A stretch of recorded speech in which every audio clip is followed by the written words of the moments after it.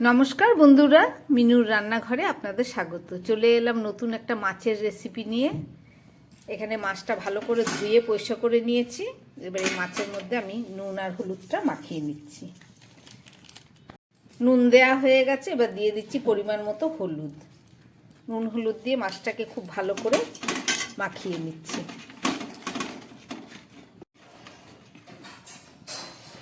খুব ভালো করে নুন হলুদ মাখানো হয়ে গেছে, এবার এটাকে রেখে দিই।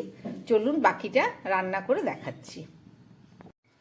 মাছটা রান্না করার জন্য কড়াই বসিয়ে দিয়েছি। আমি দিয়ে দিচ্ছি তার মধ্যে পরিমাণ মতো তেল, সর্ষের তেল দিয়ে দিলাম।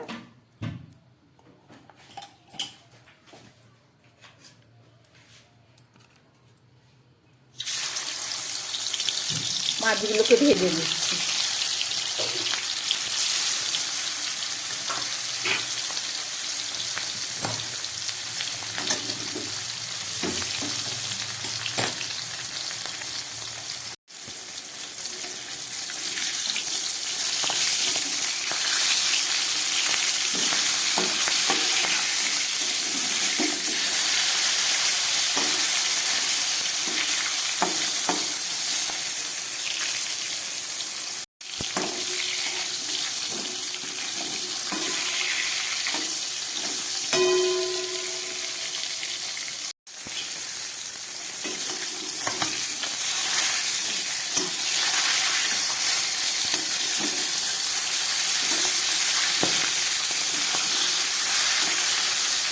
মাছগুলো খুব ভালোভাবে ভেজে নিলাম, এবার তুলে ফেলেছি।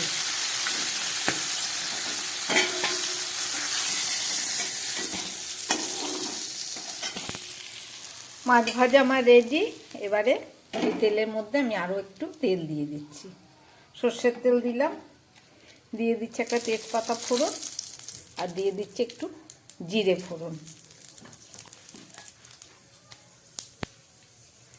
এই গরম তেলের মধ্যে আমি কয়েক টুকরো আলু একটু ভেজে নিচ্ছি।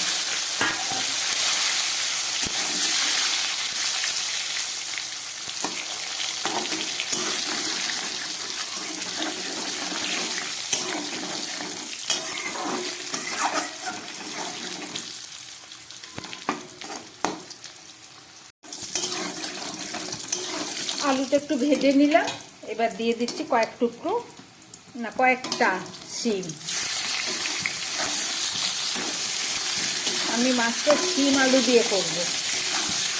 শিমগুলোকে একটুখানি উষ্ণ গরম জলে ভিজিয়ে নিয়েছি কষা কাটার জন্য। এবার শিম আলুটা ভালো করে ভেজে নিই, সঙ্গে দিয়ে দিচ্ছি একটু টমেটো।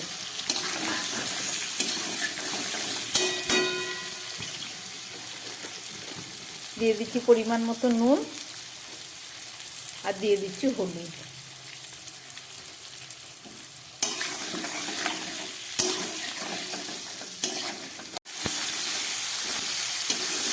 শিম আলুটাকে খুব ভালো করে নুন হলুদ দিয়ে ভেজে নিলাম। এবার আমি এর মধ্যে দিয়ে দিচ্ছি মশলা।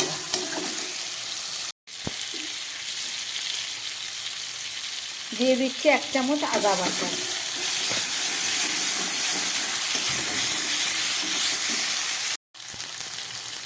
দিয়ে দিচ্ছি কাঁচা লঙ্কা,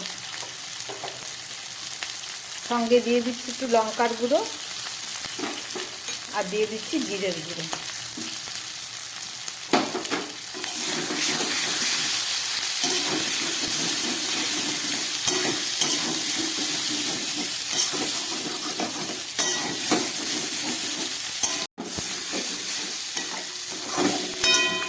মশলা সবজি খুব ভালোভাবে ভেজে নিলাম।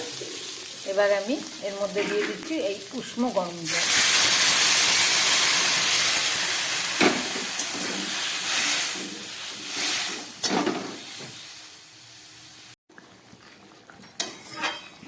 মাছের ঝোলটা ফুটে উঠেছে, এবার আমি ভেজে রাখা মাছগুলো দিয়ে দিচ্ছি।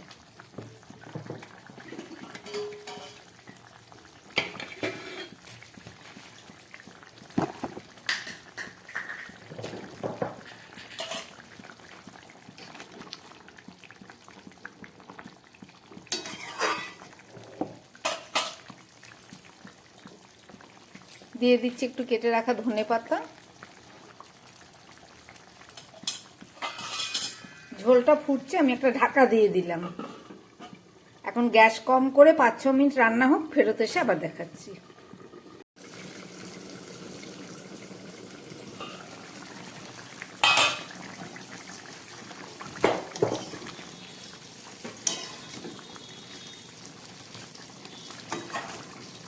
শিম, আলু, মাছ সব কিছু সিদ্ধ হয়ে গেছে, আমার রান্নাটা পুরো রেডি।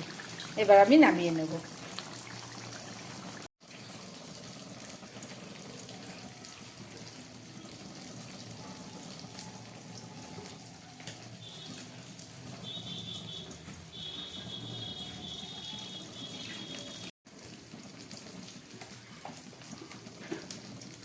রান্না করলাম শিম আলু দিয়ে মাছের ঝোল। কিভাবে রান্না করলাম আপনারা দেখলেন, আশা করি আপনাদের ভালো লেগেছে। যদি ভালো লাগে তাহলে চ্যানেলটাকে লাইক করবেন। নমস্কার, সবাই সুস্থ থাকবেন, ভালো থাকবেন।